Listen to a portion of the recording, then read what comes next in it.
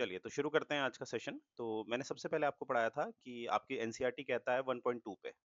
1.2 पे क्या कहता है?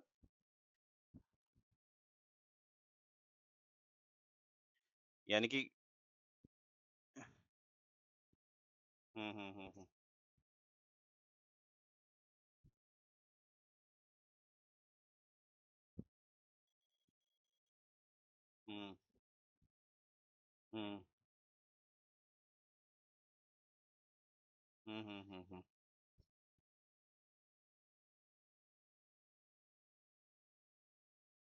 हम्म हम्म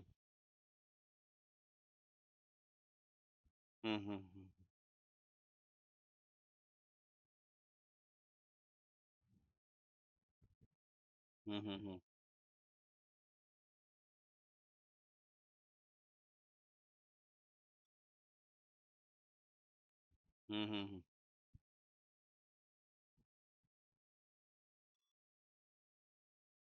एब्सोल्युटली एब्सोल्युटली। देखो इसमें सबसे पहला 1.2 में आपसे पूछा गया है कि what do we study in political theory. हम पॉलिटिकल थ्योरी में क्या पढ़ते हैं? हम पॉलिटिकल थ्योरी, पहले ये समझना पॉलिटिकल थ्योरी क्या होती है। मैंने हमेशा कहा आपसे, जैसे कि अगर मैं लिबरलिज्म बोलूं, लिबरलिज्म उदारवाद, और हिंदी आनी चाहिए, हाँ फिर कह रहा हूँ हिंदी आनी चाहिए, उदारवाद। उदारवाद के लिए बहुत लोगों ने दिया है, पर हमारे दो नाम हमेशा याद रखते हैं हमें। कौन कौन से हैं बताओ? जॉन लॉक के और जेएस मिल। तो देखो, दोनों ने ऐसा नहीं है कि एकदम एक सी बात करी है, दोनों ने थोड़ा सा अलग बातें करी है, पर इवेंचुअली दोनों ने लिबरलिज्म की बात करी है। तो दोनों एक पॉलिटिकल थिंकर हैं, ठीक है, दोनों ही एक पॉलिटिकल थिंकर है, और दोनों ने एक सिद्धांत दिया है, उसे हम क्या कहते हैं? लिबरलिज्म। क्या कहते हैं? Liberalism, right. तो पॉलिटिकल थ्योरी होती है आपकी ये वाला पार्ट, और पॉलिटिकल थ्योरी को बहुत सारे थिंकर जो है वो उसमें रिसर्च करते हैं, और इवेंचुअली हमें क्या मिलती है? एक थ्योरी। क्या मिलती है? Theory, right. जैसे एक और एग्जांपल देख लेते हैं, जैसे हम कहते हैं कम्युनिज्म, साम्यवाद। हिंदी में क्या कहते हैं इसे? एक सेकेंड। हिंदी में इसे हम कहते हैं साम्यवाद, ठीक है, साम्यवाद। और साम्यवाद में ज्यादातर हम किसका नाम लेते हैं? कार्ल मार्क्स का। पर कार्ल मार्क्स के साथ यहाँ पर फ्रेडरिच एंजल भी था, ठीक है। और इवन कहीं ना कहीं अगर आपको याद हो, प्लाटो भी था भाई। क्योंकि याद करो अब प्लाटो को, क्यों? क्योंकि अगर मैं आपको आगे चल के थ्योरी ऑफ एजुकेशन पढ़ाऊंगा, जैसे हमारा प्लाटो चल ही रहा है, तो प्लाटो में जब मैं आपको थ्योरी ऑफ एजुकेशन पढ़ाऊंगा तो आपको दिखेगा कि उसने विमेन को भी अलाउ किया था। किसने? प्लाटो ने। और प्लाटो किस समय पैदा हुआ था? ठीक है। तो ये इमेजिन करो 5th सेंचुरी बीसी में women. Absolutely, that's why I am saying ना कि प्लाटो, सोचो 5वीं शताब्दी ईसा पूर्व, यानी कि बिफोर कॉमन एरा, तब बात कर रहा है विमेन को भी शामिल किया जाए। ठीक है। यानी कि आपको पता है जो हमारा कम्युनिज्म है उसका एक फीचर क्या है? क्लासलेस। तो यहाँ पर जो एक स्त्री और पुरुष है ना, जो सेक्सुअली अलग किया जाता है, उसको एक करने की बात कर रहा है। तो हमें क्या दिखता है, कभी आपसे कोई पूछेगा कि कम्युनिज्म की पहली बात किसने करी, पहली बार किसने बात करी, तो वहां पर आप प्लाटो को डाल सकते हैं, राइट। और वैसे भी प्लाटो चल ही रहा है, अभी मैं आपको पढ़ाऊंगा, जब थ्योरी ऑफ एजुकेशन पढ़ाऊंगा तब आपको दिखने वाला है। तो आपको दिख रहा होगा किस तरह से कम्युनिज्म में मैं प्लाटो को भी डाल दे रहा हूँ, कार्ल मार्क्स को भी डाल दे रहा हूँ, और फ्रेडरिच एंजल को भी डाल दे रहा हूँ, राइट। तो इन सब ने मिलके क्या दिया? एक थ्योरी क्या दी? कम्युनिज्म। ठीक है, क्या मैं यहाँ तक समझा पाया आप लोगों को? तो आपकी एनसीईआरटी में एक लाइन लिखी है, ठीक है। देखिए, अगर आप मुझे ध्यान से सुन रहे होंगे ना, आपको एनसीईआरटी पढ़ने की जरूरत ही नहीं पड़ेगी, ट्रस्ट मी, टाइम वेस्ट ही नहीं होगा आप लोग, ठीक है। तो ध्यान से सुनिएगा मुझे। What I am saying, NCERT में लिखा हुआ है कि कोई भी थ्योरी जो होती है, कोई भी थ्योरी जो होती है, वो रातों रात नहीं बनती है। It takes some time, takes some time. अब देखो, एक सिविल सर्वेंट क्या है, इस स्टेटमेंट को कैसे जस्टिफाई कर सकता है? प्लाटो कब पैदा हुआ था, और कार्ल मार्क्स कब पैदा हुआ था, है ना? अब सोच लो, 18/4/22, कम्युनिज्म को आने में कितने साल लग गए? सोचो। तो आप क्या कह सकते हो कि विचारधारा जो बनती है, जो आज हमें दिखती है, वो रातों रात नहीं आती है, इट टेक सम टाइम। और यहाँ पर मैंने जस्टिफाई कर दिया अपनी बात को। 428 मैंने क्यों लिया है? प्लाटो। क्योंकि प्लाटो ने क्या दिया था, आपने पढ़ाई है कम्युनिज्म ऑफ वाइफ्स, यस और नो, और इवन उसने एडुकेशन में भी कम्युनिज्म की बात करी थी, राइट। और यहाँ पर हमारे 1818 में पैदा हो जाते कार्ल मार्क्स, तो आप लेके चलो ये 30 साल इसमें जोड़ दो, यानी कि 48 1848 के आसपास आप जानते हैं क्या दिए इन्होंने।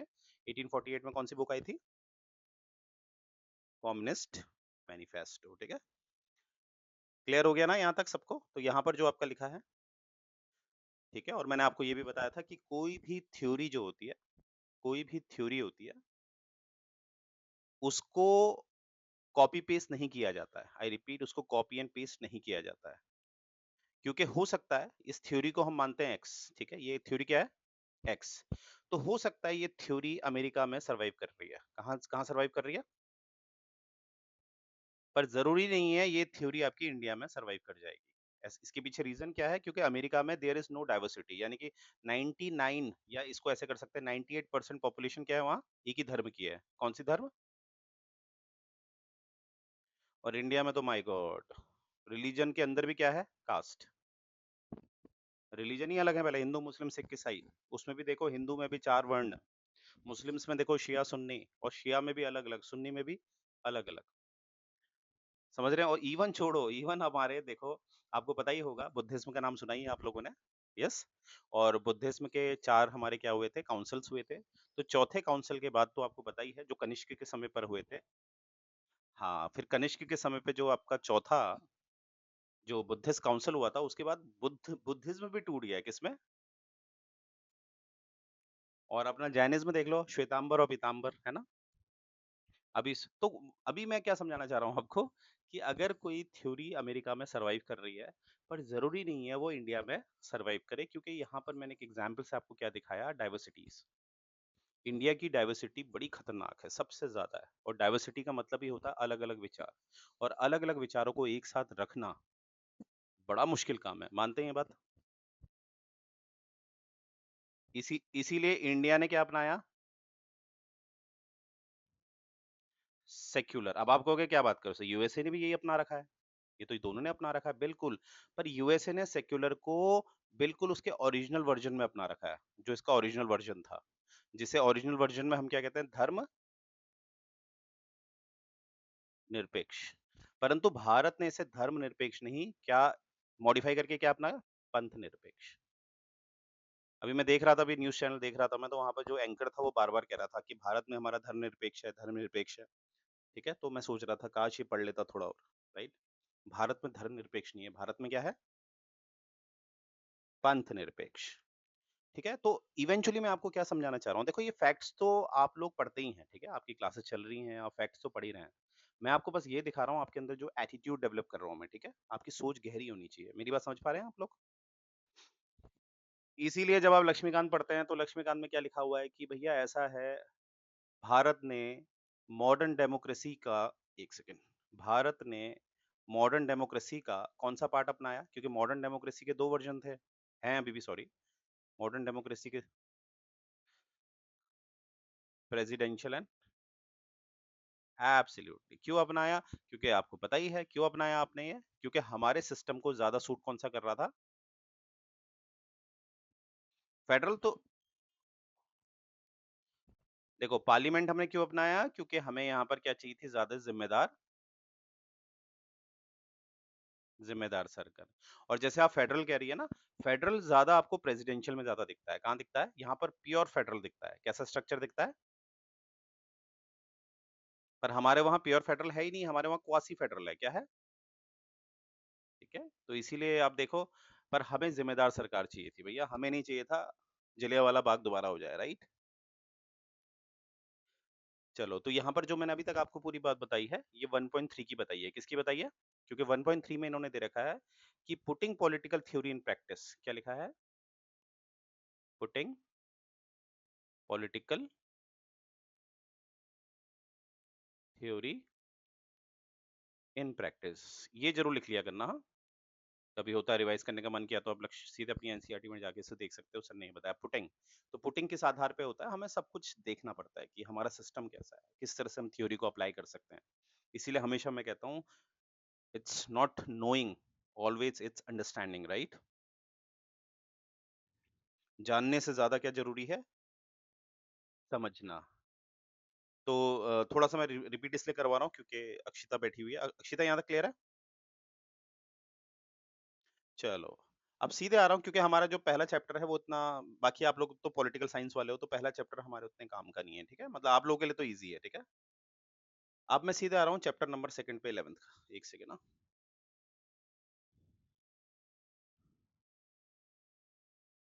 एक सेकेंड गाइस, एक सेकेंड। अब चैप्टर 2 में याद करिए, मैंने आपको एक नेल्सन मंडेला और किसके बारे में पढ़ाया था?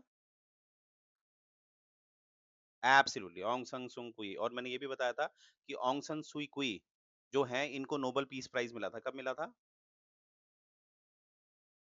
जी, ठीक है।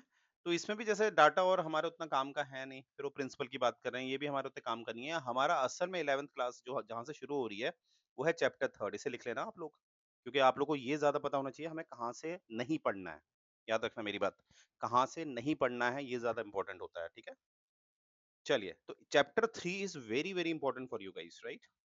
ये लिख लेना आप लोग साइड में कि 11th की एनसीईआरटी का चैप्टर 3 जो है, इससे काफ़ी मीन्स भी लिखने को आता है और बड़ा इंटरेस्टिंग है। और चैप्टर 3 है क्या? मैं हेडिंग डाल रहा हूँ। ये है आपका इक्वालिटी, ठीक है? ये क्या है आपका? इक्वालिटी। चलिए, अब देखिए, इक्वालिटी इक्वालिटी से पहले मैं बस आप लोगों से एक बेसिक, क्योंकि बेसिक हमें पहले समझना है। एक एक एक टर्म होता है इक्वालिटी और एक टर्म होता है आपका इक्विटी। क्या होता है दोनों में डिफरेंस?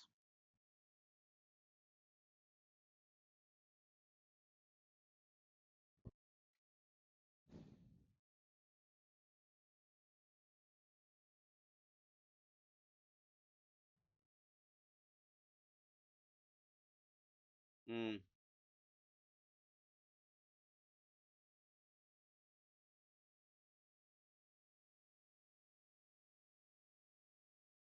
हम्म।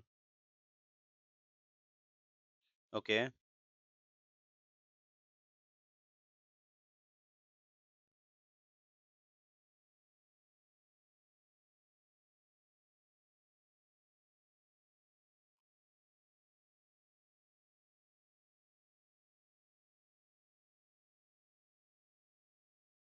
हम्म।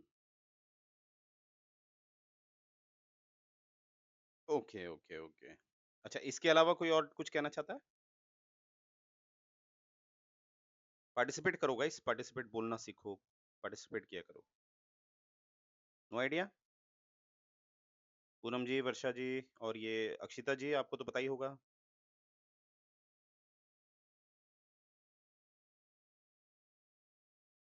हाँ, तो बोलो बोलो तो सही।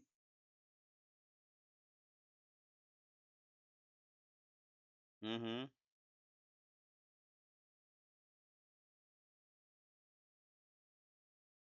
हम्म। गुड।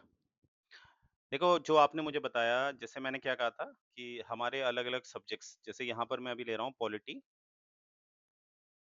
और इकोनॉमिक्स को साथ ले रहा हूँ, ठीक है? पहले इकोनॉमिक्स के हिसाब से देख देख लेते हैं इक्विटी क्या होता है। क्या मैं कह सकता हूँ, एज पर अक्षिता जी जो आपने बताया बिल्कुल सही बताया, क्या मैं कह सकता हूँ इक्विटी को हम शेयर्स कह सकते हैं? जैसे हम कंपनी के शेयर्स लेते हैं तो वो इक्विटी तो है, यानी कि हमारा भी उस कंपनी में क्या हो चुका है? शेयर्स हो चुके हैं, ठीक है?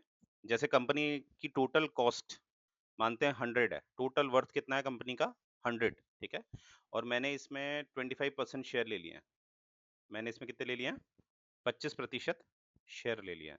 तो क्या मैं इस कंपनी का ओनर हो चुका हूँ 1/4? बाकी लोग को समझ में आया मैं क्या कह रहा हूँ? यानी कि इस कंपनी में मेरा, मैं कितना मालिक हूँ? 1/4। पूनम जी, वर्षा जी, समझ में आया? ठीक है? तो इक्विटी ये होता है, ठीक है? यानी कि आप शेयर होल्डर हो जाते हैं किसी भी कंपनी के। यानी कि अब कंपनी का मुनाफा होगा तो उसमें 1/4 मेरा शेयर होगा, कंपनी का लॉस होगा तो वो भी 1/4 शेयर मेरा होगा। Got it? तो इकोनॉमिक्स में इक्विटी मतलब होता है एक शेयर, ठीक है? वैसे ही पॉलिटी में इक्विटी का क्या मतलब होता है? इक्विटी का मतलब होता है कि स्टेट, ध्यान से सुनिएगा, बड़ी खूबसूरत बात है। स्टेट जब वेलफेयर की पोजीशन में आ जाता है, क्या आ जाता है? स्टेट जब वेलफेयर का काम करेगा तो वो इक्विटी में आ जाता है। अब मैं क्या कहना चाह रहा हूँ, एक एग्जांपल से समझाता हूँ। जैसे याद करिए, स्टेट क्या करता है, आपके लिए बीपीएल और एपीएल कार्ड बनाता है, यस और नो? एपीएल और अब एपीएल वाले के लिए 1 किलो चीनी, 1 किलो जो शुगर है, वो मानते हैं 60 रुपीस। वहीं बीपीएल के लिए 1 किलो चीनी 30 रुपीस। कितना?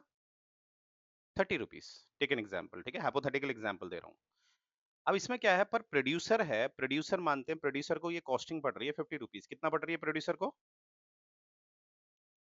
तो प्रोड्यूसर के पास 50 रुपीस ही जाएगा। अब बीच का ये 20 रुपीस, क्योंकि सरकार क्या दे रही है बीपीएल परिवार को? 30 रुपए किलो चीनी। तो ये 20 रुपए का शेयर, शेयर मतलब इक्विटी, 20 रुपए का शेयर कौन दे रहा है? सरकार। कौन दे रहा है? तो यहां पर आप देख रहे हो किस तरह से स्टेट क्या कर रहा है, जो बेचारा गरीब परिवार है उसको सस्ते में दे रहा है, पर जो प्रोड्यूसर है उसको थोड़ा कहेगा तो सस्ते में दे, ऐसे तो प्रोड्यूसर प्रोड्यूस करना ही छोड़ देगा। तो बीच का जो 20 रुपए का गैप है वो स्टेट जिम्मेदारी निभाता है। यानी कि स्टेट क्या करता है, शेयर बीच में लेता है कि मैं ये नुकसान उठाऊंगा। क्या मैं समझा पाया? बाकी सभी लोगों को समझ में आया? ठीक है, तो याद रखिएगा, यानी कि अब देखो, हमारे हम सिविल सर्वेंट्स जो होते हैं, हम लोग जो तैयारी करते हैं, हमारा माइंड कैसे चलता है, पहले ये बात सबको समझ में आई। तो यही तो, अगर आप इसे ध्यान से देखोगे, यहाँ पर स्पेशल प्रिविलेजेस किससे मिल रहे हैं? बीपीएल परिवार को। क्या मिल रहा है इनको? Special privilege. क्या मिल रहा है? स्पेशल। और इसी स्पेशल प्रिविलेज को आप एक नाम से जानते हैं, जिसको हम क्या कहते हैं? रिजर्वेशन। क्या कहते हैं? Reserve reservation. ध्यान से देखो, हाँ, रिजर्वेशन।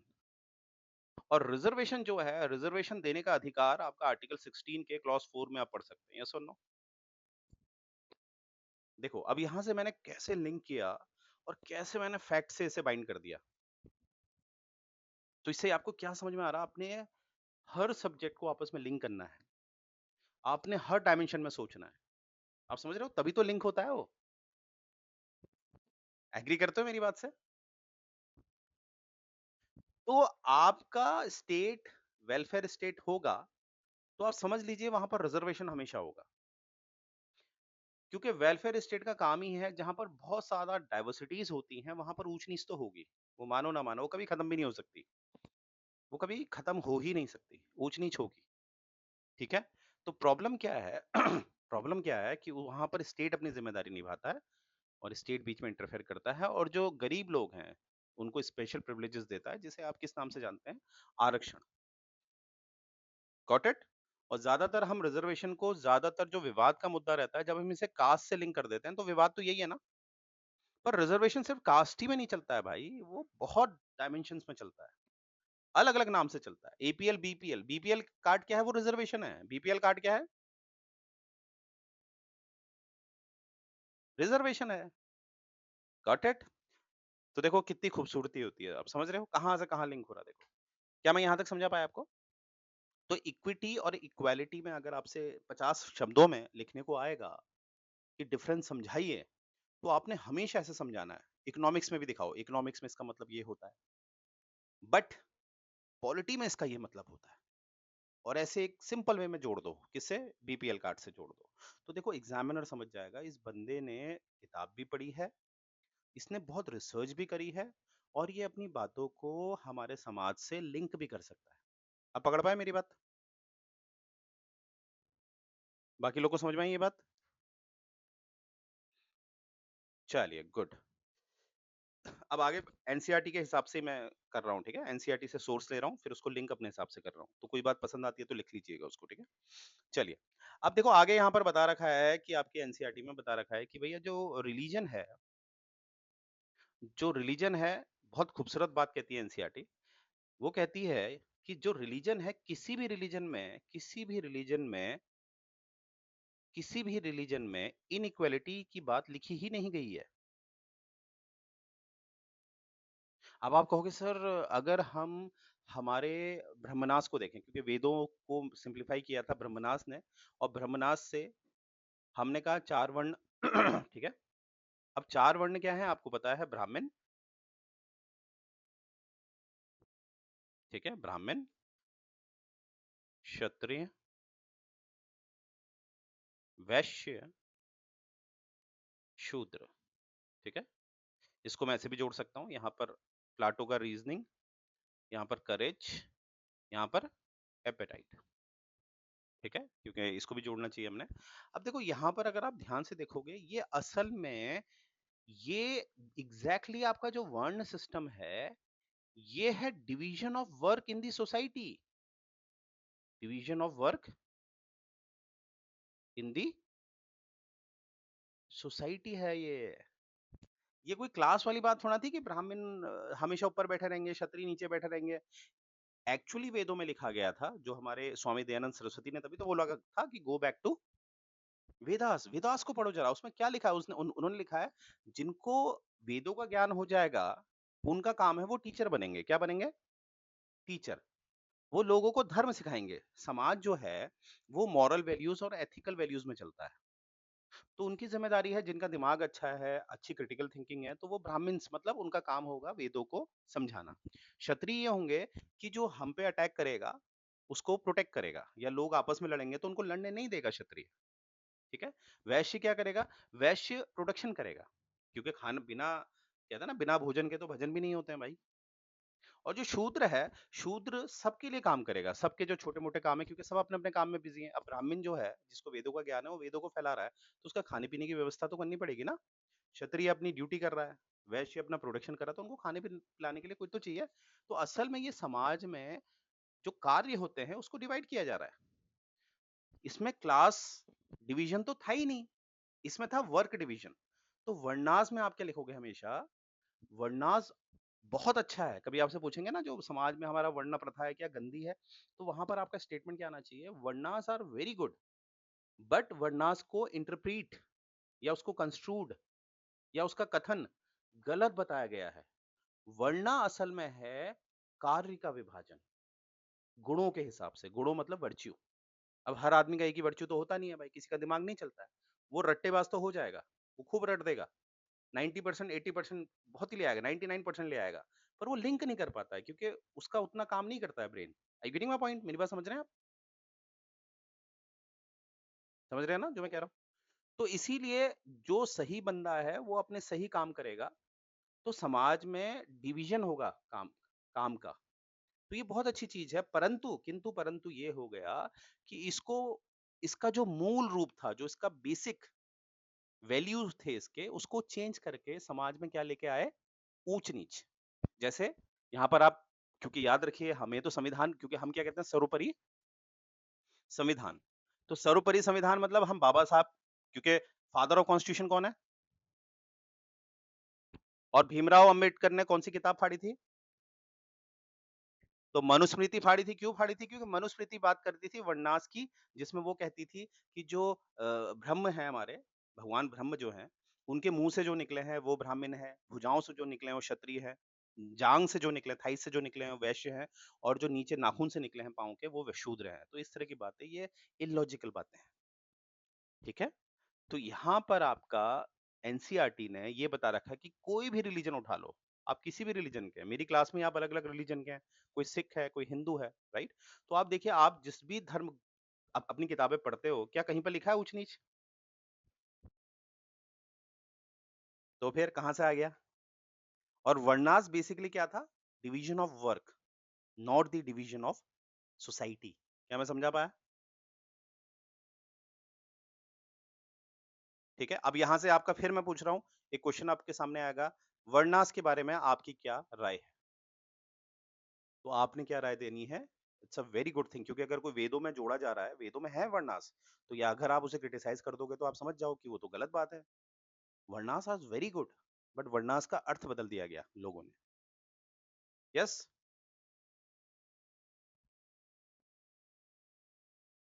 चलिए आगे बढ़ूं। चलो, नेक्स्ट हम देखेंगे, जो आपकी एनसीईआरटी कहती है, वो यहाँ पर कहती है कि हुआ क्या, आप कहीं ना कहीं, आप जैसे आपको पता ही है कि वेदों के बाद जो ब्रह्मनास आए थे, उन्होंने चीजों को बड़ा मैनिपुलेट किया, सोसाइटी को काफी ऊंच नीच में डाल दिया है। ठीक है। फिर आगे चल के आपको पता ही है, इंसान का एक लेवल तक ही तो आप एक्सप्लॉइटेशन कर सकते हैं, ये सुनो।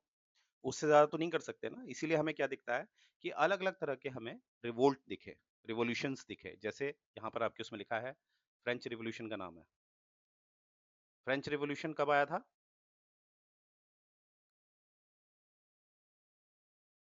अरे वाह! चलो गुड, मुझे अच्छा लग रहा है कि आप लोग इतना गुड। तो यहाँ पर देखो फ्रेंच रिवॉल्यूशन, अब फ्रेंच रिवॉल्यूशन से क्या आया बाहर? कौन-सा कॉन्सेप्ट बाहर आया?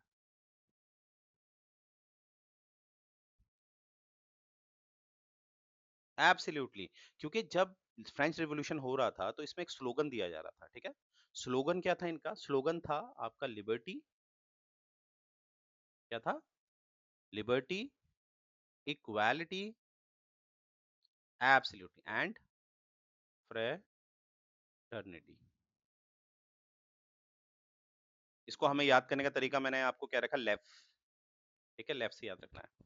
इसको आगे पीछे मत करना, क्योंकि मैंने हमेशा कहा है कि आपका, जैसे मैंने आर्टिकल 15 बताया था ना, उसमें religion, race, caste, sex, place of birth ऐसे ही याद रखना है।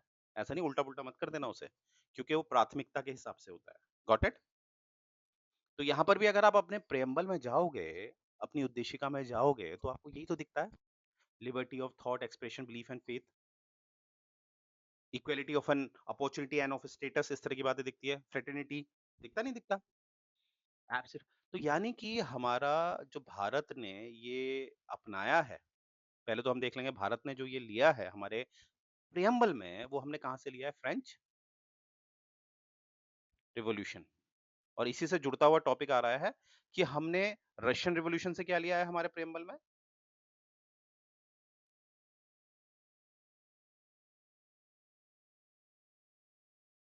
रशियन रिवॉल्यूशन से हमने जस्टिस का वो लिया है। जस्टिस 3 लेवल पे काम करता है, एससीपी। हाँ, तो आपसे ऐसे क्वेश्चन पूछते हैं वो मेंस में कि हमारे जो प्रियम्बल में आपको जस्टिस का दिखता है, जो सोशली भी दिखता है, इकोनॉमिकली भी दिखता है, पॉलिटिकली भी दिखता है, वो हमने कहाँ से लिया है? वो लिया हमने रशियन रिवॉल्यूशन। अब रशियन रिवॉल्यूशन कब हुआ था भैया? बताओ। 1970। एब्सोल्युटली 1917। तो फ्रेंच रिवॉल्यूशन से हमने लेफ्ट लिया है, और न्याय जो है वो सामाजिक आधार पे, आर्थिक आधार पे और राजनीतिक आधार पे जो है, तीनों आधार पे होगा क्या? न्याय, न्याय। ये हमने कहाँ से लिया है? Russian revolution. चलो, तो हमारा मेन मुद्दा था कि फ्रेंच रिवॉल्यूशन को दे रखा है, उसमें स्लोगन क्या है हमारा? लिबर्टी, इक्वालिटी और फ्रेटर्निटी। अब देखो, ध्यान से देखो, इरेज कर दूं इसे? अब देखो, liberty plus equality plus fraternity, ये तीनों आपस में जब साथ चलते हैं तो एग्जैक्टली आपको एक इक्वालिटी मिलती है। अब इसको हम कैसे समझेंगे? एग्जाम्पल से। एग्जाम्पल से पहले देख लेते हैं लिबर्टी मतलब क्या हुआ। लिबर्टी मतलब क्या होता है बताओ? आपके कौन से आर्टिकल में लिबर्टी मिलती है आपको? 21 उसे डाइवर्ट करता है, ठीक है? 21 भी सही है, पर अभी मैं ज्यादा स्ट्रॉन्ग पॉइंट रख रहा हूँ, ठीक है? मैं ये नहीं कह रहा कि article 21 is wrong, but what I am saying, ज्यादा स्ट्रॉन्ग को ही रख रहा हूँ मैं एक को, ठीक है? और इक्वालिटी कहां पर है बताओ?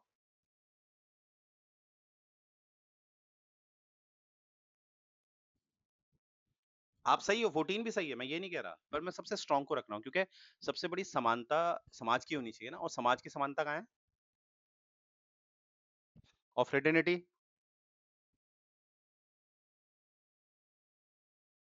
सोचो सोचो सोचो, मैं ये तो चाहता हूँ, सोचो, थिंक थिंक थिंक। भाईचारा।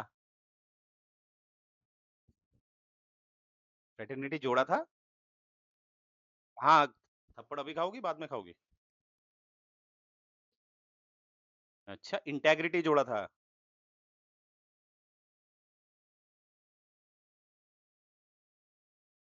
अरे भैया, हमारे प्रेमबल में रखी हैं अभी ये चीजें ना, ये तो फ्रेटर्निटी बताओ। अच्छा, फ्रेटर्निटी को हिंदी में क्या कहेंगे? हिंदी में क्या कहेंगे? भाईचारा। अब मुझे बताओ, मैं अगर आपको रिस्पेक्ट दूंगा तो आप मुझे क्या दोगे? मैं अगर कोई इज्जत नहीं करूंगा तो आप मेरी इज्जत करोगे? जैसे हमारे ग्रुप में आपने देखा होगा, हम एक दूसरे को हम ये नहीं देखते कौन बड़ा है कौन, हम लोग यहाँ या तो सर कहते हैं या मैम कहते हैं एक दूसरे को, राइट, या जी लगाते हैं नाम के पीछे, राइट। तो हम क्या कर देख रहे हैं, एक दूसरे को इज्जत देते हैं। तो हम इज्जत क्यों दे रहे हैं? क्योंकि हम सबको आपस में हम क्या समझ रहे हैं। तो यहाँ पर आप 15 को डाल दो, क्यों नहीं डाल सकते हो 15 को आप? इक्वालिटी जो है यहाँ पर समाज की इक्वालिटी, और समाज में इक्वालिटी आएगी तो अपने आप क्या आएगा भाई।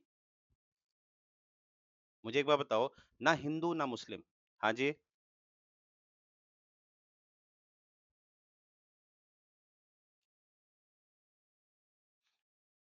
आपने वो वैश्विक स्तर की बात कर ली। आप बिल्कुल सही हैं, आपने भी बात सही करी, मैं ये नहीं कह रहा। ठीक है, अगर मैं अभी केवल भारत के समाज की बात करूं तो यहाँ पर अभी आर्टिकल 51 को थोड़ा सा बाहर रखो।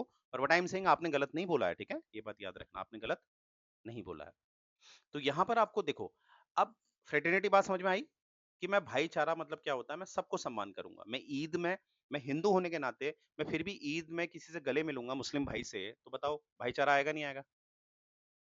अब मैं गले क्यों मिलूंगा उसे? अगर मैं सोचूंगा मैं तो हिंदू हूँ, हिंदुस्तान तो हिंदुओं का है, मुसलमान कैसे यहाँ रह रहा है, तो भाईचारा बनेगा?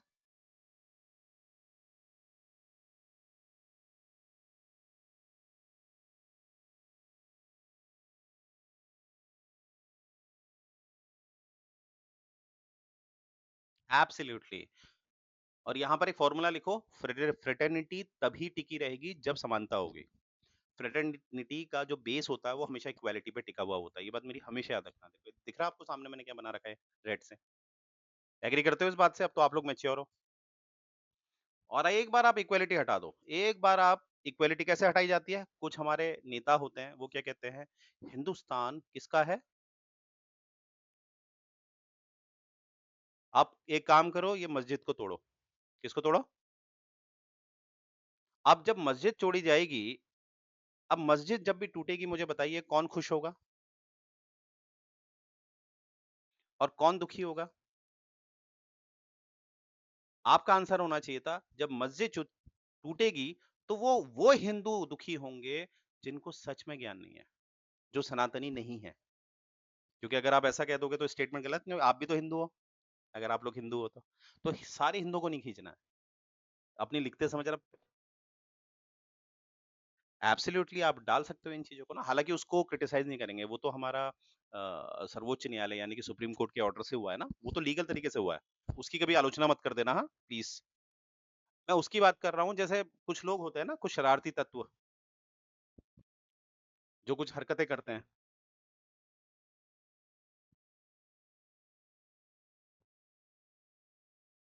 एब्सोल्युटली।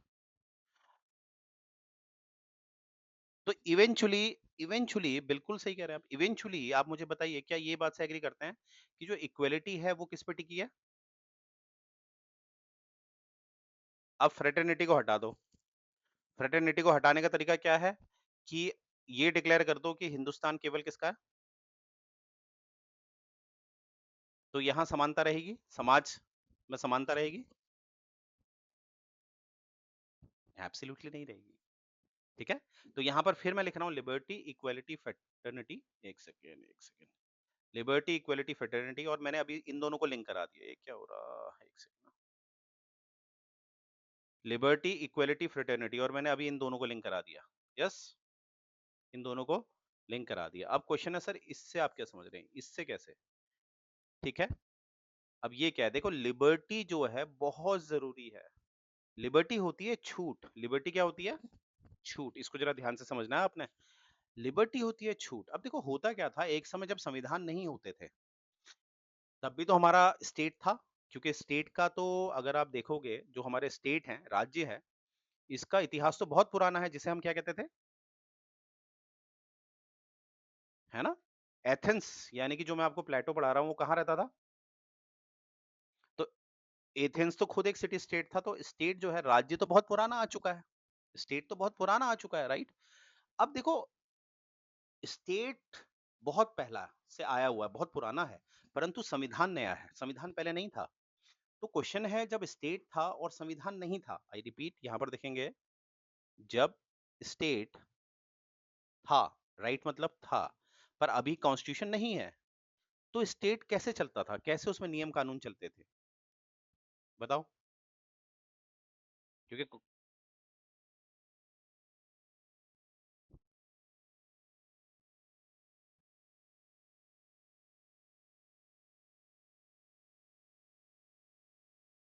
हम्म।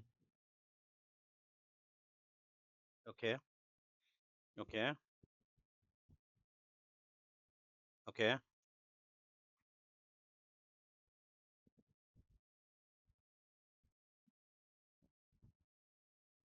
हम्म।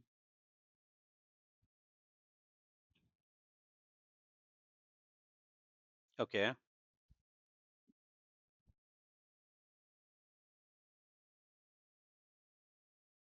हम्म। हम्म। ओके। मैंने कहा स्टेट का इतिहास तो बहुत पुराना है। ठीक है। पर कॉन्स्टिट्यूशन तो उस समय नहीं होते थे, संविधान तो नहीं होते थे। संविधान तो नए आए ना, ये संविधान पहले नहीं थे। राइट। तो कहने का मेरा ये मतलब है, जब स्टेट था, संविधान नहीं था, तो स्टेट कैसे रन होता था, कैसे वो नियमों को रखता था, वो किसका सहारा लेता था?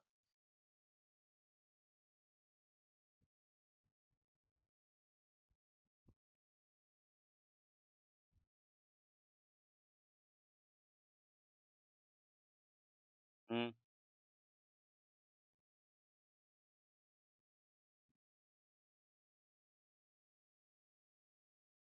ओके। जैसे मैं इसको ऐसे भी समझा सकता हूँ आपको, जैसे हम सिटी स्टेट कहते हैं ना, और अगर मैं आपको थोड़ा इंडिया की तरफ लाऊं, इंडिया के इतिहास में लाऊं, तो इसको मैं महाजनपदा कह सकता हूँ। सुना है आप लोगों ने?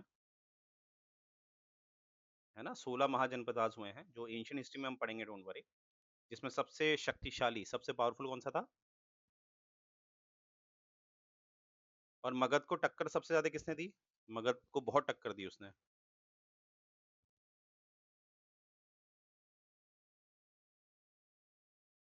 ठीक है। चलो, अब देखो मगध यानी कि महाजनपदास, तो अब इंडिया के रिस्पेक्ट में देखोगे तो सिटी स्टेट मतलब क्या हो गया? महाजनपदास। ठीक है। तो यहाँ पर रूल कौन करता था? राजा। और राजा के पास क्या होती थी? है ना?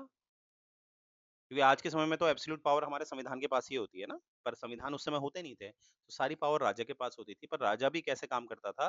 राजा अपना जितना भी एक एक प्रोटोकॉल लेता था, एक नियम लेता था, वो किससे लेता था? इसीलिए कौन सी किताबें चलती थी? रिलीजियस। रिलीजियस बुक थी उस समय। अब समझ में आ रहा है मेरी बात, मैं क्या कह रहा हूँ? जैसे रिलीजियस बुक में, जैसे आप ऐसा समझो, आगे चल के ये बुक में थोड़ा मॉडिफिकेशन हुआ, फिर अर्थशास्त्र बनने लगी। सुना है अर्थशास्त्र? ठीक है, जिसमें कूटनीति ऊटनीति सब सिखाई गई। मतलब कहने का ये मतलब है मेरा कि एक समय जो कॉन्स्टिट्यूशन आज आपको दिखता है, पर एक समय धर्म का सहारा लेकर लोग क्या करते थे? शासन करते थे, धर्म का आधार लेकर। You got the point? मेरी बात समझ में आ रही है?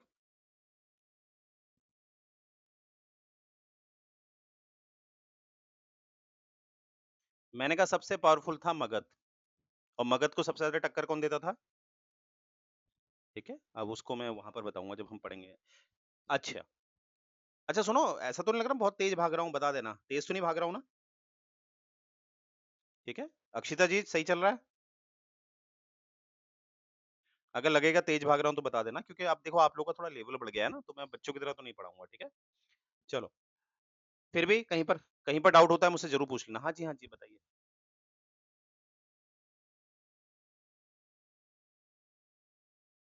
मैं नहीं नहीं नहीं नहीं, अभी मत करो, रुको रुको, वही तो समझा रहा हूँ। पहले ये चीज समझ में आ गया कि राजा क्या करता था?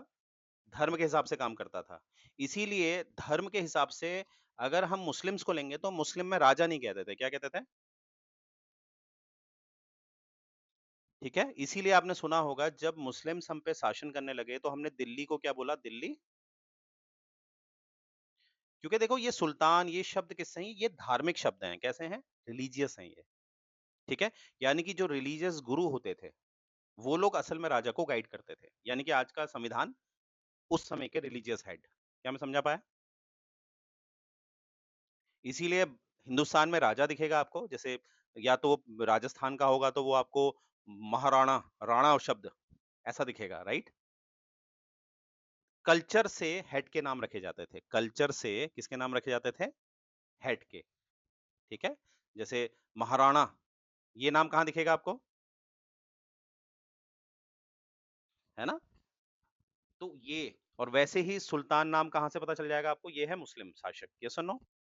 अब मैं क्या समझाना चाह रहा हूँ, ध्यान से देखना। मैं ये समझाना चाह रहा हूँ कि एक समय क्या था कि जो भी आप जिस धर्म के हैं, आप जिस धर्म के हैं, आपको सिर्फ़ उसी धर्म के हिसाब से चलना पड़ता था। उसी धर्म के हिसाब से आपने न्याय करना है, उसी धर्म के हिसाब से आपने चलना है। एक एग्ज़ाम्पल दे देता हूँ एक और, जैसे हिंदू धर्म है, हिंदू लॉ जो है, हिंदू धर्म के हिसाब से एक आदमी एक ही शादी कर सकता है। यस और नो?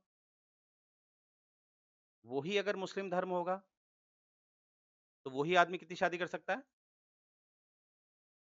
अब देखो ध्यान से देखो, बात सही-गलत की होती नहीं है। अब हिंदू अगर सोचो कोई हिंदू व्यक्ति है, उसने एक साथ 3 शादी कर ली, तो उसका धर्म के हिसाब से हिंदू क्या हो गया? गलत। पर वहीं मुस्लिम में देखो, ये गलत नहीं है, ये सही है। तो मैं क्या समझाना चाह रहा हूँ कि बात सही-गलत की नहीं होती है, बात देखने का नज़रिया, बात विचारों की होती है। और विचार और धर्म एक ही बात तो है। एग्री कर रहे हो? ठीक है? तो कहने का मेरा ये मतलब फिर रिपीट कर रहा हूँ कि आपको आपके धर्म के हिसाब से ही चलना है। अब बात सही और गलत की कुछ नहीं होती थी। अगर आप सुल्तान हैं, तो आप कुछ भी कर सकते हैं। अगर आप हिंदू हैं, तो थोड़ा हिंदू के हिसाब से आपने चलना है, जो आगे भी हमें समाज में दिखता है, राइट? अब क्या हुआ कि अब देखो समानता तब तक नहीं आएगी जब तक आपको धर्म के हिसाब से चलना है, अपने धर्म के। तब तक कभी भी फ्रेटर्निटी नहीं आ सकती। मैंने क्या कहा था फ्रेटर्निटी भाईचारा आने के लिए मैं एक हिंदू होने के नाते भी मैं गुरुद्वारा में मुझे एंट्री होनी चाहिए। मुझे हिंदू होने के नाते भी मुझे क्या है ईद मनाने की इजाज़त होनी चाहिए। क्योंकि तभी तो हिंदू भाई या मुस्लिम भाई जब एक साथ मिलेंगे, एक दूसरे के त्योहारों को सेलिब्रेट करेंगे तभी क्या आएगा भाईचारा। एग्री करते हो? अब जैसे मैं हिंदू परिवार में पैदा हुआ हूँ, तो मुझे अगर मेरा देश ये कहेगा कि नहीं-नहीं तुम तो भैया ना, ना, ना, ना, ना, ना, मुस्लिम की तरफ नहीं जाओगे तुम, तो मैं चाहकर भी मुस्लिम के साथ नहीं जा पाऊँगा, चाहकर भी, चाहे अंदर से कितना भी आ रहा है। तो क्या फ्रेटर्निटी आ पाएगी? नहीं आ पाएगी ना? तो मुझे क्या चाहिए? मुझे चाहिए धर्म से बाहर जाने की इजाज़त, यानी कि मुझे चाहिए छूट, क्या चाहिए? छूट। और जहाँ मुझे छूट मिलेगी तभी क्या आएगा? अब देखो इतना लंबा क्यों समझाना पड़ा एक छोटी-सी बात के लिए, वरना ये समझ में नहीं आती, वो रटना हो जाता है। तो इवेंचुअली हमने क्या सीखा? हमने सीखा जो छूट होती है, वो भी बहुत ज़रूरी होती है किसके लिए? फ्रेटर फ्रेटर्निटी के लिए। कि किसके लिए? और वैसे ही इक्वालिटी इसका लिंक हो रहा नहीं होता बताओ? छूट मतलब लिबर्टी। इसको ऐसे समझेंगे, रुको मैं एक ट्रायंगल बनाता हूँ तब अच्छा मज़ा आएगा। यहाँ पर एल से लिबर्टी, ई से इक्वालिटी, एफ से फ्रेटर्निटी। और अगर आप ध्यान से देखेंगे कि ये तीनों आपस में मिले हुए हैं। अब आप देखो मिल पा रहे नहीं देखो, एक साथ काम करते नहीं करते देखो।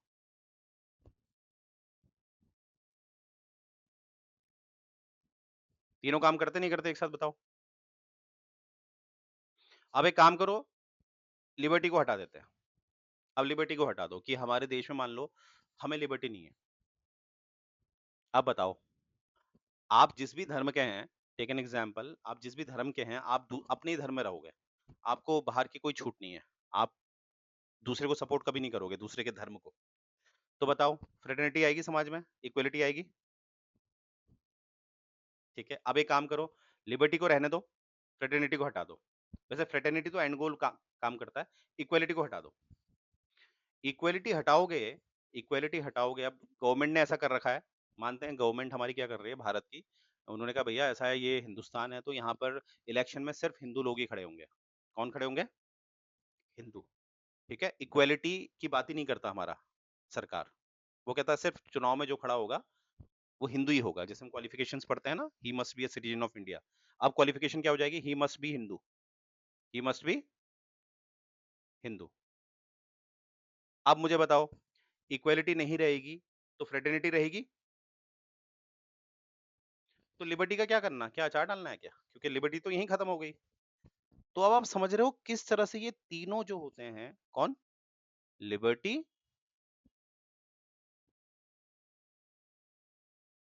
ये तीनों बहुत जरूरी हैं किसी भी समाज को शांत रखने के लिए, किसी भी समाज में भाईचारा रखने के लिए।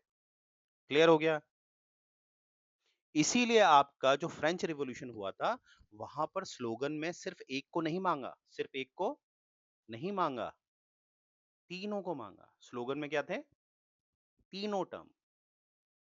क्योंकि ये लोग बड़े पर, क्योंकि उन्होंने किसके अगेंस्ट आवाज उठाई थी? क्योंकि उस समय कैसी सोसाइटी थी वहां? मोनार्की। ठीक है, मोनार्की सोसाइटी थी। और कैसी सोसाइटी थी वहां पर? Feudal society. तो मोनार्क और फ्यूडल किसका शोषण करते थे? सर्फ का। किसका? इसीलिए उनके स्लोगन में क्या था? Liberty, equality, fraternity. और देखो, ये आपका मेंस का क्वेश्चन पूछा गया है पहले भी, कि जो फ्रेंच रिवॉल्यूशन में है, ये तीन टर्म्स का क्यों इस्तेमाल किया गया?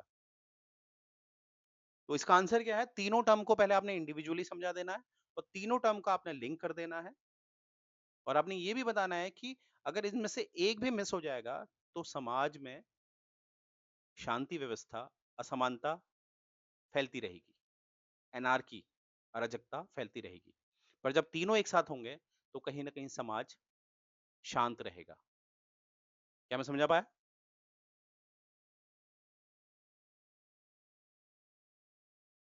ठीक है। तो देखो, इस तरह के क्वेश्चन पूछे जाते हैं। अब ये आपके ना एक फैक्ट्स बेस से नहीं कर पाते हैं आप, ठीक है? इसीलिए लक्ष्मी, माफ करना, ये जो एनसीईआरटी है, ये पढ़ना बहुत जरूरी है। ठीक है, बस मैं मेन मेन चीजें पढ़ा रहा हूँ आपको, जिससे कि आपको क्लियर हो जाए। आगे बढ़े। बाकी यहाँ पर आपके एनसीईआरटी में व्हाट इज इक्वालिटी, फिर वो कलर वाली बात, क्योंकि देखो 11th की बुक है, तो वो बहुत बेसिक भी दे रहे हैं, और बेसिक हमें नहीं चाहिए, क्योंकि इतना तो हम मैच्योर हो गए हैं। ठीक है। अब यहाँ पर आपका जो टॉपिक आता है, वो आता है, यहाँ पर ये सीधे एनसीईआरटी बता रही है आपकी इक्वालिटी कहाँ कहाँ होनी चाहिए। तो सबसे पहले वो बता रही है इक्वालिटी ऑफ अपॉर्चुनिटी, ये जरूर होनी चाहिए। अब देखो, इक्वालिटी ऑफ अपॉर्चुनिटी, आप सिविल सर्वेंट्स हैं और आप इतना तो पढ़े ही हैं, तो आप सीधे यहाँ इसको कहाँ डालेंगे? आर्टिकल, आर्टिकल 16 में। ठीक है। पर इसको आपने एक अलग एंगल से भी देखना है। वो बताओ क्या होगा, सोचो।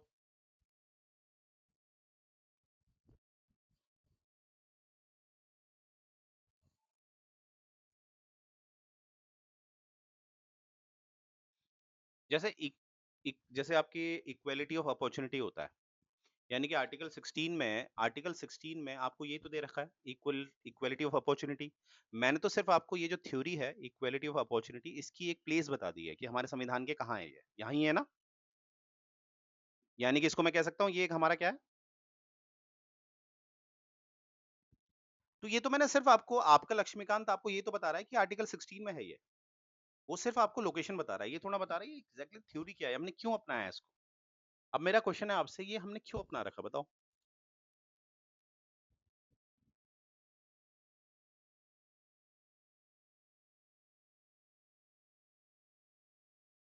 हम्म।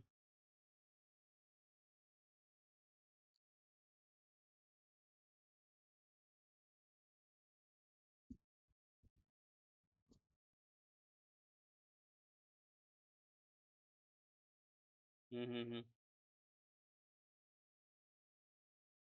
हम्म।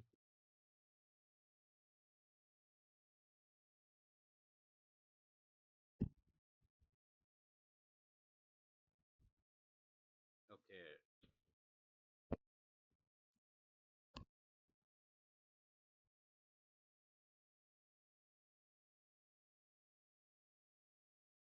ओके। ओके।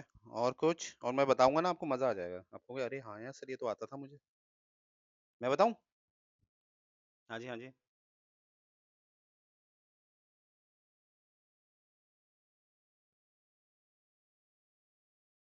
ओके, रुको, मैं इसको ब्लू से बता रहा हूँ, और आपको कहोगे यार सर, ये तो हमें पता था क्या।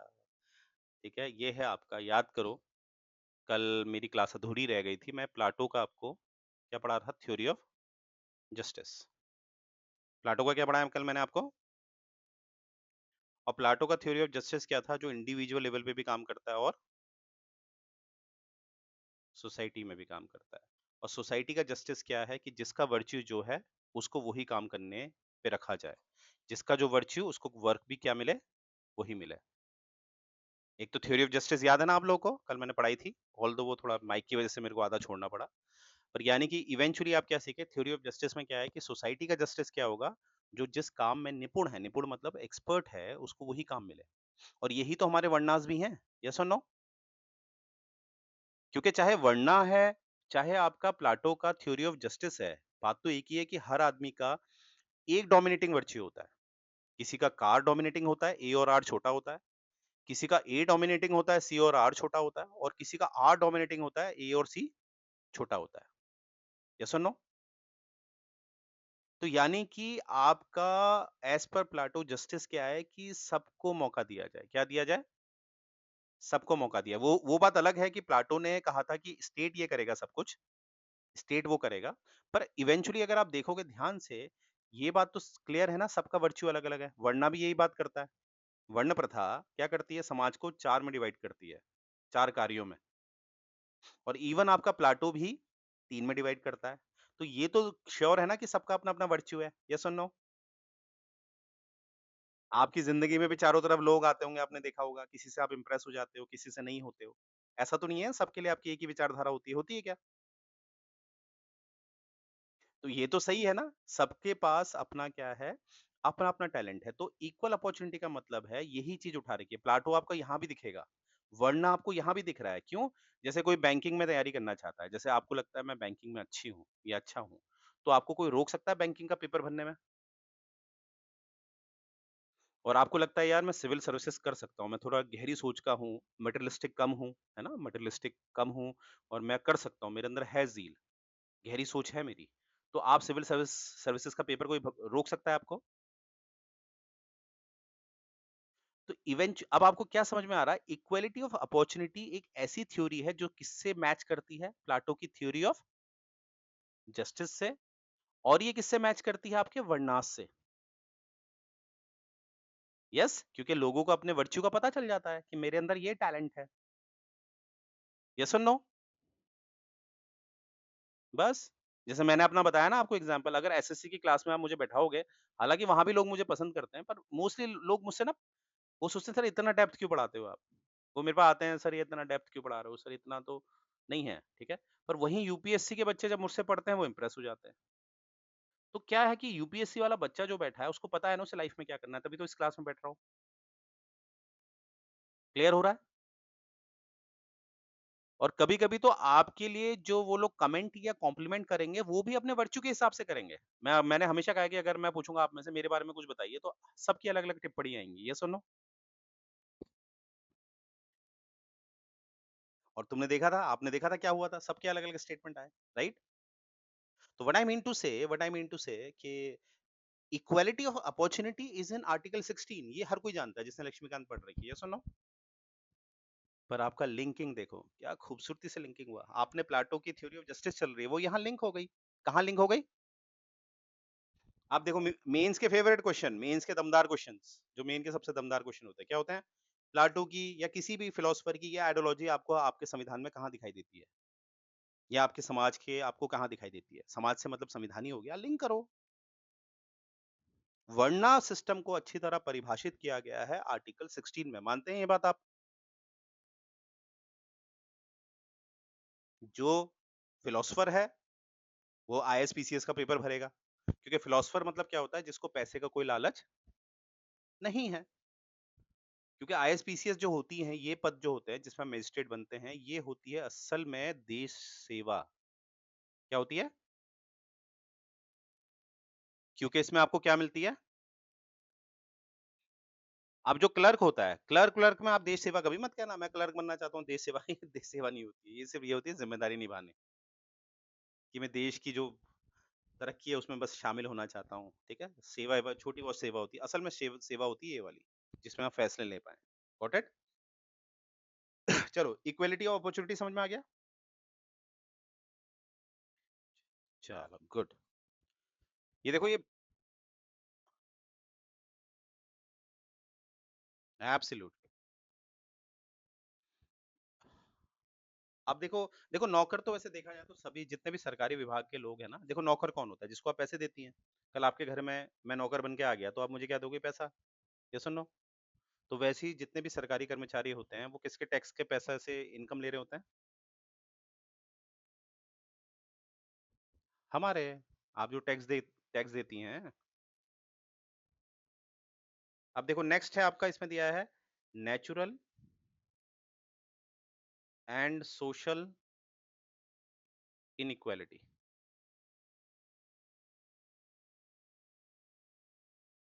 एक्चुअली क्या है ना, मैंने जितने भी 11th के बच्चे देखे हैं, 12th के बच्चे देखे हैं ना, उनको ये नहीं आता, पता है? जितना भी मेरा तजुर्बा हो गया, मैं उनसे पूछता हूँ ना, ये बताओ, जैसे मेरे घर में ही है काफी लोग। एक्चुअली वो कहते हैं टीचर हमें पढ़ाते ही नहीं। फिर मैं सोचता हूँ टीचर को भी नहीं आता होगा ना, क्योंकि ये तो बड़ी डेप्थ है 11th की ना, 11th 12th की। पर अगर बच्चे को यहाँ से क्लास 11 से ही ऐसी नॉलेज दे दी जाए, उसके लिए सिविल सर्विसेज कितना आसान होगा, मानते हो ना?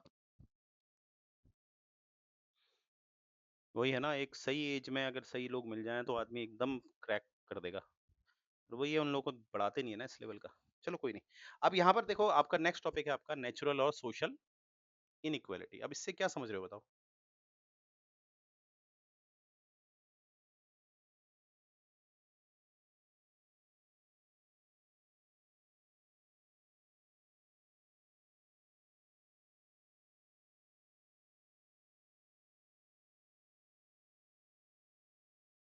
हम्म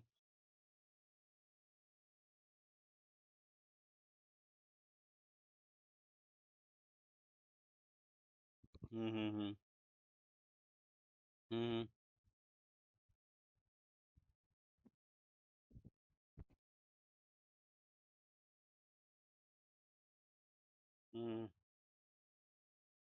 hmm hmm.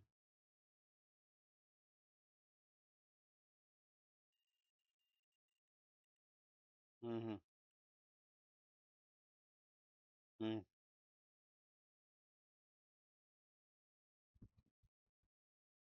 Absolutely absolutely good. तो जैसे आप कह रही हैं, मैं उसी में ऐड ऑन कर रहा हूँ, बिल्कुल सही कहा आपने। नेचुरल में क्या मैं रख सकता हूँ? आपका सेक्स, मेल एंड फीमेल। और सोसाइटी, यानी कि सोशल मतलब सोसाइटी हो गया। क्या मैं सोसाइटी में रख सकता हूँ जेंडर? जेंडर में भी मेल फीमेल होता है। अब देखो, जेंडर में मेल फीमेल का मतलब होता है, जैसी आप एक फीमेल हैं, पैदा होते ही आप जो फीमेल हैं, तो आपसे पहले कह दिया जाता है तुम घर पे रहोगी। ठीक है? पहले ये डिसाइड हो कर दिया जाता है कि आप अपना घर छोड़ के पराया धन हो आप। तो जो समाज आपके साथ डिस्क्रिमिनेशन कर देता है, उसको कहते हैं सोशल इनइक्वालिटी। यहाँ पर आता है आपका जेंडर। और जो नेचर करता है, उसे कहते हैं सेक्स। यस। तो मोस्टली हमने क्या देखा है कि नेचर के हिसाब से ही सोसाइटी आप पे क्या करती है? डिस्क्रिमिनेट करने लग जाती है। ऑल्दो नेचर ने डिस्क्रिमिनेशन सिर्फ आपके फीचर्स में कर रखा है, सिर्फ आपके सेक्स में कर रखा है, और किसी में नहीं कर रखा। I getting my point?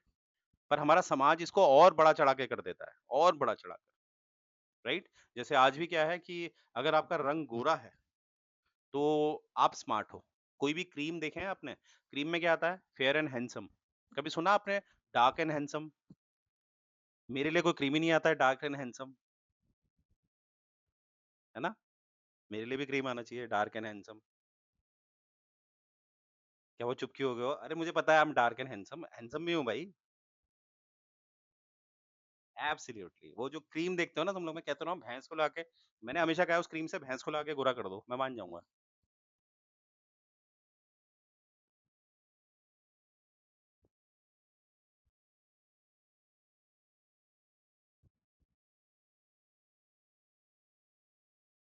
Absolutely.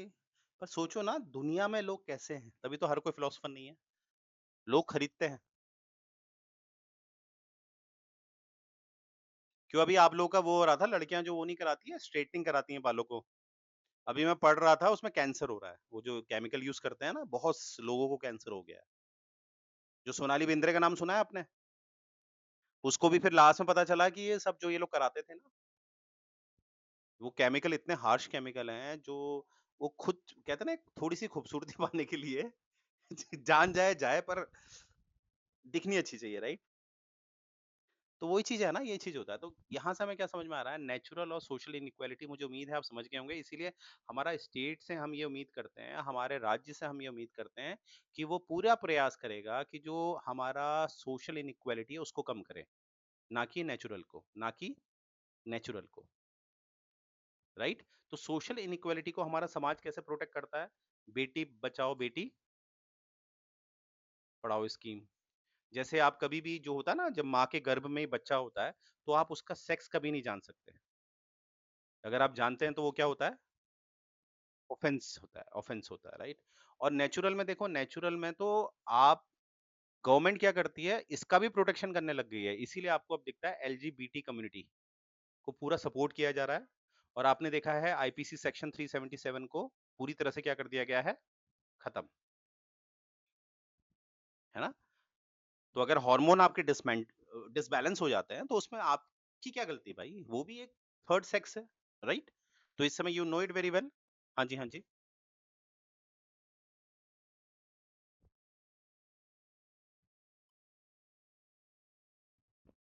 हाँ, वो फिजिकल में एंड्योरेंस टेस्ट, जैसे 8 फीट जो है वो महिलाओं की है और 13 फीट किसकी है?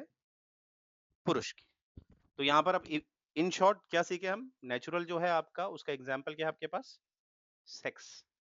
जो जो जो डिफरेंस किसने किया है? नेचर ने किया है। किसने किया है? नेचर ने किया है। और आपका सोसाइटी ने क्या किया है? इसी सेक्स को किस में कन्वर्ट कर दिया उसने? और इसीलिए गवर्नमेंट की सारी स्कीम क्या होती है? Gender inequality. क्या होती है स्कीम?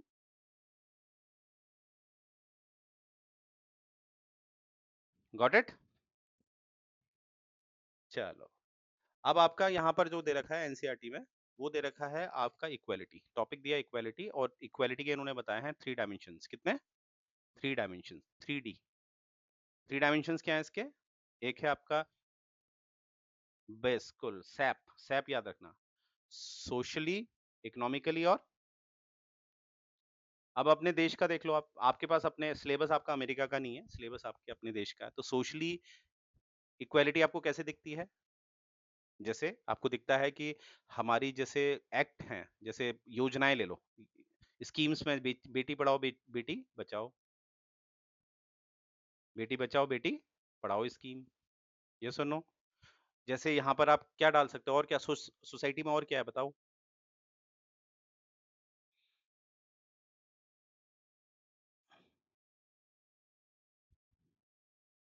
एब्सोल्युटली डाल सकते हैं, एब्सोल्युटली, बिल्कुल सही जवाब है, बिल्कुल मैंने लिख दिया, देखो आर्टिकल 15। और माइंड दौड़ाओ गाइस, अपना माइंड दौड़ाओ।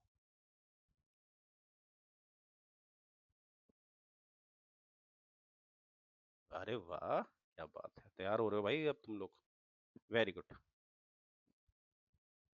चलो, अब ऐसी इकोनॉमिकल में मुझे बताओ।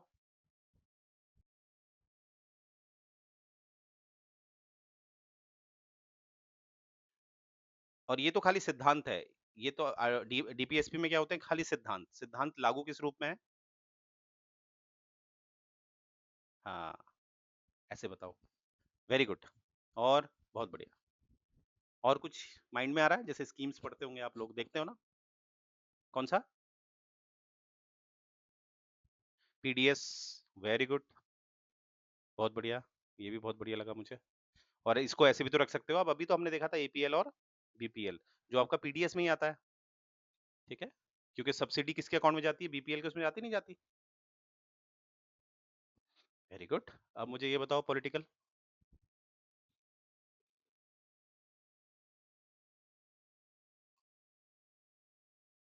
वेरी गुड, बहुत बढ़िया। और 106 के बाद, और ये तो बहुत बढ़िया एग्जांपल दिया, 106 amendment part two. Part two को कैसे? वो तो सिटीजनशिप है।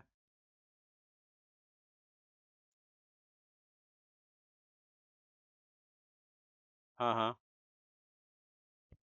हाँ हाँ।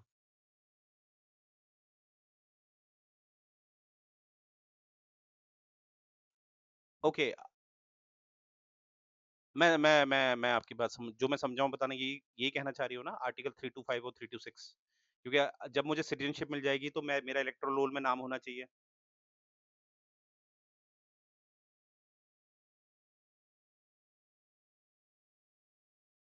हुँ।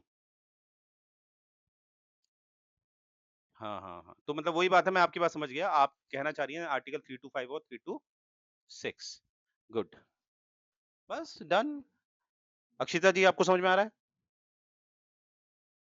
हो गया, यही इसमें बता रखा है, ठीक है? तभी देखो फटाफट हो रहा है हमारा। और क्या है? अरे यार! ये आ गया आपका टॉपिक इसमें, जिनसे मैं बहुत परेशान रहता हूँ। ये लोग घर से ही शुरू हो जाते हैं। ये तो घर से शुरू हो जाते हैं भाई, है ना? आपकी गर्लफ्रेंड आपसे कहती है, "मैं क्यों बनाऊँ चाय तुम्हारे लिए?" तो घर से ही क्लेश शुरू हो जाता है। अरे भैया, आपके हाथ की चाय अच्छी लगती है, हम तो ये कहते हैं भाई, है ना? तब हम पीना चाहते हैं। नहीं, चाय आप बनाओगे, मैं क्यों बनाऊँ? तो देखा, ये विवाद यहीं शुरू हो गया क्लास में। तभी मैंने बोला था, ये जो विवाद है ना, ये घर से, ये इतनी छो अभी भी हमारी बात होगी ना लड़का-लड़की, अभी देखना तुम सब लड़कियाँ एक हो जाएँगी और फिर लड़के एक तरफ हो जाएँगे। यहाँ पर अभी 2 ही हैं, एक मैं और केशव जी। तो इसीलिए मैं हमेशा क्या कहता हूँ, इसको आते ही मैं देखता हूँ, यार ये फिर आ गया ये। तो आप समझ गए होंगे मैं क्या समझाना चाह रहा था। ये शुरू ही घर से हो जाता है, फेमिनिज़्म वाली बात, राइट? चलो, जोक्स अपार्ट, वैसे जोक नहीं था, ये सच था। चलो,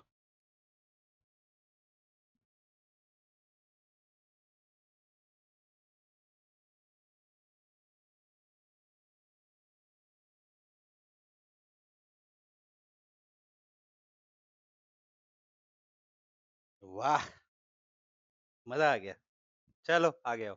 तो फेमिनिज़्म को देखो, सिंपल सी बात है, यहाँ पर इसको फेमिनिज़्म आपका कहाँ बैठता है पता है आपको? ये बैठता है इक्वालिटी में, बिल्कुल बैठता है जी। और कौन-सी इक्वालिटी में बैठता है ये? पॉलिटिकल में ज़्यादा बैठता है ये। और में भी है, सोसाइटी में भी आता है, पर ये पॉलिटिकल के लिए बहुत लड़ता है ये, ठीक है? जैसे इसकी शुरुआत ही जो हुई थी, इन्होंने कहा था कि भैया ऐसा है कि आदमी ही क्यों वोट देगा? हम भी वोट देंगे, ठीक है? तो ये ज़्यादा पॉलिटिकल को ज़्यादा टारगेट करता है, राइट? हम क्यों चाय बनाएँ? अब से नया रूल, चाय कौन बनाएगा? हस्बैंड बनाएगा या बॉयफ्रेंड बनाएगा या मेरा फ्रेंड बनाएगा, मैं नहीं बनाऊँगी। Got it? तो फेमिनिज़्म में एक्चुअली मैं इसमें ज़्यादा चर्चा इसलिए भी नहीं करूँगा क्योंकि ये हमारा पॉलिटिकल साइंस में एक चैप्टर है पूरा, तो हम वहाँ चर्चा देखेंगे। पर फेमिनिज़्म याद रखना, फेमिनिज़्म के लिए पॉलिटिक्स याद करो, मैंने आप लोगों को बताई थी पॉलिटिक्स क्या होती है, याद आ रहा? और पॉलिटिक्स का कभी भी एक डेफिनिशन हो ही नहीं सकती। अगर वही पॉलिटिक्स आप समझ लो किसी मार्क्सिस्ट से पूछोगे, कार्ल मार्क्स को मानने वाला क्या होता है? तो वो क्या कहेगा, पॉलिटिक्स वो वहाँ से शुरू कर देगा जब उसे दिखेगा किसी पुअर आदमी का, गरीब आदमी का, कोई अमीर आदमी शोषण कर रहा है, तो उसके लिए वो पॉलिटिक्स है, ठीक है? इसी मार्क्सिस्ट से आप पूछोगे घर में औरत-मर्द की बहस हो रही है, उसमें पॉलिटिक्स, ये कहेगा नहीं-नहीं वो पॉलिटिक्स से बाहर है, वो पॉलिटिक्स नहीं होती है, राइट? वैसे ही अगर यहाँ पर कोई फेमिनिस्ट आएगा, मैंने कहा ना ये तो इतना भयंकर होता है, ये तो घर ही में शुरू हो जाता है, हस्बैंड-वाइफ में, हस्बैंड-वाइफ में। ये कहेगा ये क्या तरीका है भाई? वाइफ ही क्यों छोड़ेगी घर अपना, अब हस्बैंड भी छोड़ेगा, अब से हस्बैंड की डोली उठेगी। तो फेमिनिस्ट इतने भयंकर हैं, इनके लिए यहीं से पॉलिटिक्स शुरू हो जाती है, ठीक है? तो कहते हैं कि फेमिनिस्ट आइडियोलॉजी वाले लोग बड़े भयंकर होते हैं। तो पॉलिटिक्स सबके लिए अलग-अलग होती है, क्या मैं समझा पाया? जी,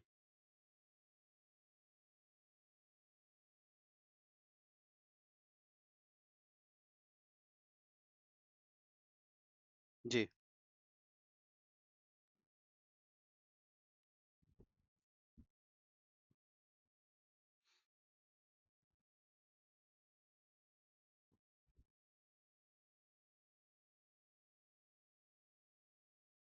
नहीं, अगर आप ध्यान से देखोगे अब जाकर नहीं जोड़ा है, वो तो 73rd और 74th से ही जोड़ दिया था क्योंकि पंचायत और म्युनिसिपैलिटी में 1/3 रिजर्वेशन दिया गया था औरतों को, ठीक है?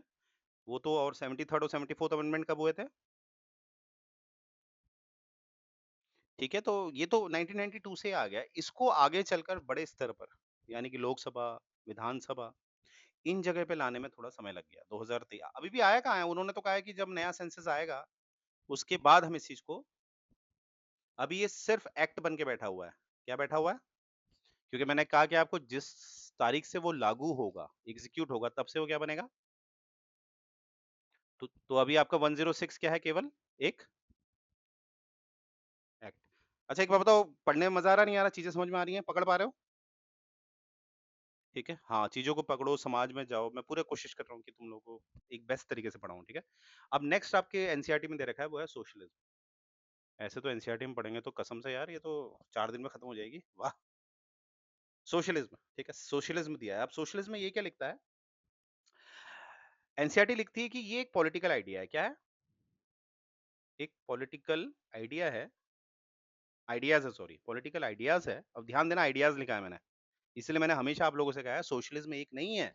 कार्ल मार्क्स का अपना सोशलिज्म है, लेनिन का अपना सोशलिज्म है, ठीक है? मुसोलिनी का अपना सोशलिज्म है। इवन मैं कह रहा हूँ हिटलर का भी अपना सोशलिज्म है। सबके अपने सोशलिज्म थे, ठीक है? तो ये पॉलिटिकल आइडियाज़ है। अब ये क्यों आया? ये आया एक रिस्पॉन्स यानी कि इसने समाज में कुछ गड़बड़ हो रही थी। उस रिस्पॉन्स में ये आया और वो रिस्पॉन्स क्या था? ये किसके रिस्पॉन्स में आया था? इनइक्वालिटी के। क्योंकि पहला सोशलिज्म किसने दिया? वो कम्युनिज्म के रूप में किसने दिया? कार्ल। और कार्ल मार्क्स ने क्या देखा? उसने 2 क्लासेस देखी। एक कौन-सी देखी? अमीर वर्ग क्या कहलाता था? और ये बोर्गियोसी की स्पेलिंग मैंने देखा है बहुत लोग याद नहीं रखते हैं। हाँ, ये याद रखना स्पेलिंग हाँ, क्योंकि आपने मीन्स में लिखनी है ये। और प्रोलिटेरिएट। तो ये बोर्गियोसी क्या थे? अमीर, कैपिटलिस्ट क्लास। और प्रोलेटेरिएट्स क्या थे? यानी कि वर्कर क्लास। ठीक है, तो यहाँ पर कौन किसका एक्सप्लॉइटेशन कर रहा था? बोर्गियोसी किसका एक्सप्लॉइटेशन कर रहे थे? ठीक है, तो इसीलिए ये जो इनइक्वालिटी आ रही थी, तो इसी रिस्पॉन्स में आया, जन्म किसने लिया? सोशलिज्म ने। किसने जन्म लिया? सोशलिज्म ने। तो इस तरह से सोशलिज्म किसकी बात करता है? इक्वालिटी की। किसकी बात करता है? इक्वालिटी की। पर आगे चल के मैंने बताया आपको कि सोशलिज्म जो है वो लोगों ने अपने हिसाब से मोल्ड कर दिया। इसीलिए सोशलिज्म की एक बड़ी खूबसूरत डेफिनेशन है कि एक ऐसा हैट हो चुका है ये जिसका शेप क्योंकि अलग-अलग लोगों ने अपना सर इसमें डाला और इसका शेप पूरी तरह से बिगड़ चुका है। ठीक है? चलो, अगर आप ध्यान से अब ये सोशलिज्म जो है वो भी आपके उसमें पॉलिटिकल साइंस में हम पढ़ेंगे तो अच्छी तरह अभी इसमें इतना ही देखेंगे। अब यहाँ पर 3.4 में क्या दिया है आपके एनसीईआरटी में?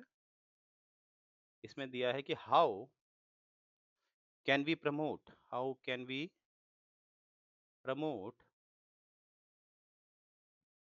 इक्वालिटी हम इक्वालिटी को कैसे प्रमोट कर सकते हैं? अब मुझे लगता है जरा बताओ, कोशिश करो, बताओ कैसे प्रमोट कर सकते हैं?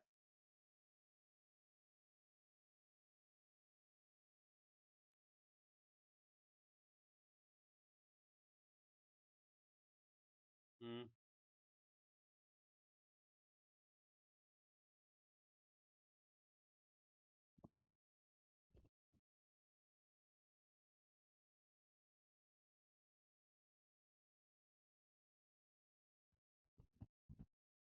हुँ, हुँ,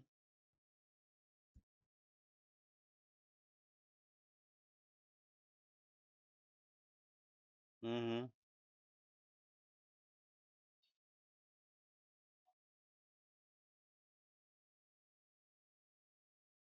हुँ, हुँ,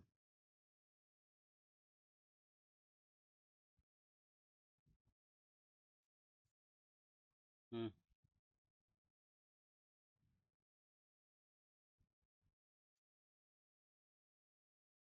वाह!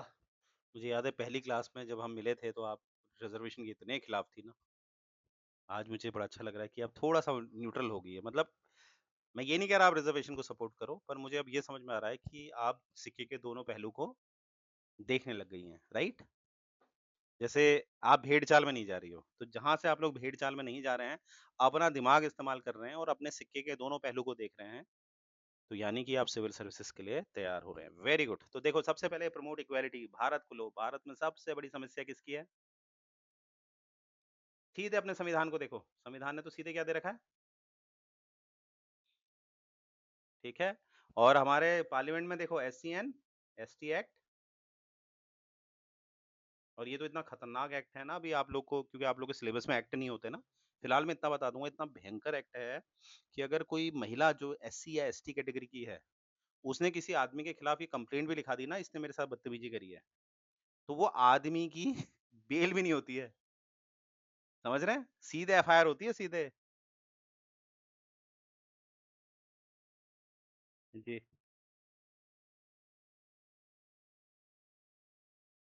जी और इसमें एब्सोल्युटली, ये तो बड़ा भयंग इसीलिए बीच में आपने देखा था कि इसका मिसयूज़ भी किया गया था, बहुत जगह देखा गया ना। तो बड़ा खतरनाक एक्ट है ये, ठीक है? इसमें तो बड़ा 2018 में बड़ा विवाद हुए थे, मतलब जो हमारे चीफ जस्टिस ऑफ इंडिया रह चुके हैं दीपक मिश्रा, और आप लोग ग्रुप में मुझे डालेंगे कि दीपक मिश्रा कौन से नंबर के हमारे ची सीजी आए थे। अभी मत करना, अभी मेरी बात सुनना। फिर जिद, जल्दीबाजी। दीपक मिश्रा ग्रुप में डालोगे, और दीपक मिश्रा जी को मैं क्यों कह रहा हूँ, ये भी आपने ढूँढना है कि इन्होंने कुछ किया था। बड़ा इंटरेस्टिंग सा इन्होंने किया था, काफ़ी उसमें विवाद भी हुआ था। अब आप लोग ये ग्रुप में ज़रूर डालना है, ठीक है? क्योंकि ये 2018 से 19 में बड़ा मुद्दा गरमाया था, भयंकर वाला, ठीक है? फिर नौ 19 में तो लॉकडाउन ही आ गया था। तो इस तरह के मेंस के क्वेश्चन बन सकते हैं आपके, ठीक है? दीपक मिश हाँ जी, हाँ जी, हाँ जी।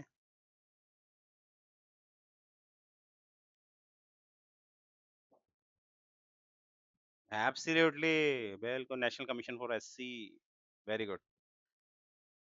एब्सोल्युटली, यहीं से मेरा क्वेश्चन आ रहा है, नेशनल कमीशन फॉर एससी और एसटी कौन से वर्ष अलग-अलग हुआ? पहले एक ही था ना? ये बताना है कि नेशनल कमीशन फॉर एससी और एसटी कब अलग हुआ? ये तैयारी हो रही है लड़कों की, हाँ? इतनी अभी मेंस देना है। चलो आपका तो नहीं, जिसने मेंस देना है, समझ में आ रहा है ना, दिसंबर में फॉर्म आ जाएँगे। और इस बार आप लोग का प्री निकलवाते हैं बढ़िया तरीके से, ठीक है? तैयार हो ना? बेल्ट बाँध रखी है ना? उड़ने वाले हो? इस बार मुझे बहुत जोश आ रहा है, पता पता नहीं क्यों? Let's see.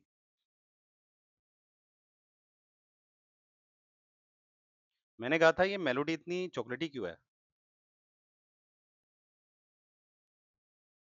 बताओ? मैंने पूछा था कि ये जो नेशनल कमीशन फॉर एससी है, पहले वो नेशनल कमीशन फॉर एससी और एसटी एक ही था। फिर आगे चल के ये टूटा। मैंने पूछा था वो कब टूटा? वाह! क्या बात है, गुड। चलो भाई, एक तो ये समझ में आ गया कि आपको बताया गया है कि किस तरह से, जैसे आपने देखा सबसे पहले कास्ट को कैसे टारगेट किया, मैंने बता दिया आपको, यस? और फिर आपको याद करिए कैसे कास्ट को मैंने बता दिया, समझ में आ गया ना आप लोग के? नेक्स्ट है आपका सबसे बड़ी समस्या किससे है? सेक्स से। तो उसके लिए भी आपकी योजनाएँ हैं, वो डाल देना, कितनी बार मैंने पढ़ा दी है, ठीक है? ठीक है? तो इस तरह से है, ये इतना इम्पोर्टेंट नहीं है हमारा। अब इसमें ये आपके एनसीईआरटी में एक दे रखा है, इसी में इक्वालिटी में, एक तरीका और बता रखा है इसमें, अफर्मेटिव एक्शन। अफर्मेटिव मतलब क्या हुआ?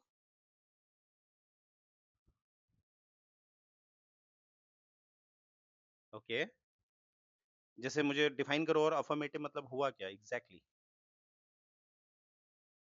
जैसे अगर मुझे हिंदी में इसका मतलब जानना है कि what is meaning of affirmative?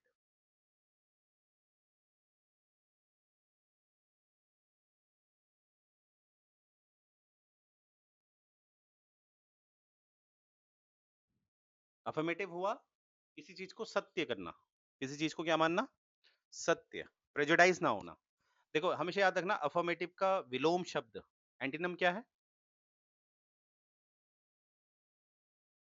प्रेजुडाइज़ का क्या मतलब होता है? किसी के लिए हम गलत स्टेटमेंट बना देते हैं ना, ठीक है?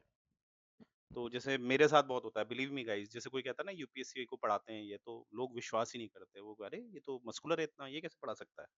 बच्चों को पढ़ाता होगा। हमने कहा अच्छा, नहीं भाई सिविल। तो मेरे लिए लोग मेरी लुक से क्या हो जाते हैं, प्रेजुडाइज हो जाते हैं, नेगेटिव हो जाते हैं, राइट? तो ये चीज याद रखना कि अफर्मेटिव क्या है, एक विलोम शब्द है किसका? प्रेजुडाइज का, ठीक है? अब क्वेश्चन है यहाँ पर, अफर्मेटिव एक्शन मतलब क्या हुआ, यानी कि जो हमने अभी देखा आर्टिकल 16 डाला गया, माफ करना, आर्टिकल 17 डाला जा रहा है, या S C S T act डाला जाता है, क्या वो अफर्मेटिव एक्शन नहीं हुआ?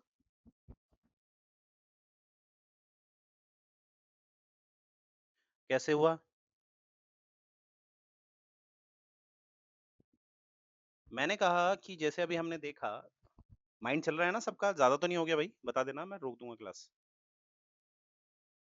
ज्यादा तो नहीं हो रहा ना? ठीक है। अफर्मेटिव का मतलब हुआ पूनम जी, सकारात्मक, सकारात्मक दृष्टिकोण। समानता लाने के लिए कोई सकारात्मक दृष्टिकोण बताइए। अब क्वेश्चन है कि सर जो आर्टिकल 17 दिया है, क्या ये सकारात्मक नहीं है? पहले तो ये समझना पड़ेगा। अक्षिता जी, आपको समझ में आ रहा है मैं क्या पूछ रहा हूँ? हम्म।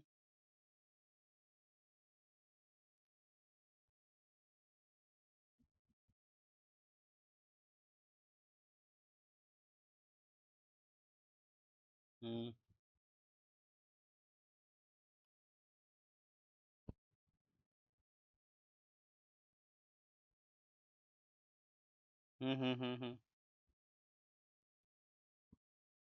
ओके, चलो बताऊंगा।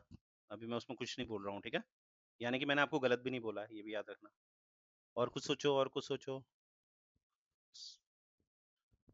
देखो, सिविल सर्विसेज में आपने क्रिटिकल थिंकिंग डेवलप तभी होगी जब सोचोगे।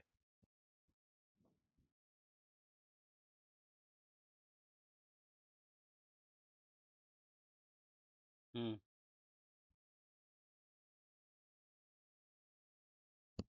हम्म हम्म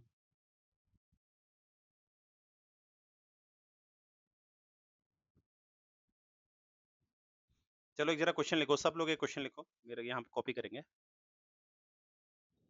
गिव सम अफर्मेटिव, अफर्मेटिव मतलब सकारात्मक, अफर्मेटिव एक्शन फॉर establishing